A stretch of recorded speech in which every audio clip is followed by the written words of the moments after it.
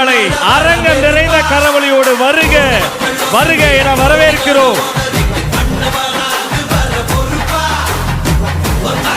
234 தொகுதியிலும் தலைவர் ஒருவருக்காக மட்டும்தான் வாக்களித்தார்கள்.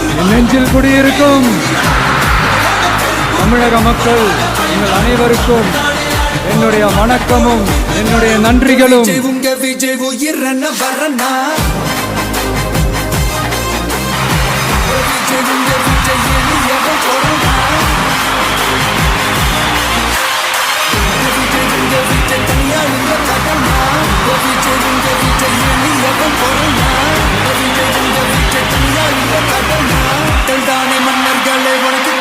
தளபதியோட வெறியாட்டத்தை பார்க்க ரெடியா இரு.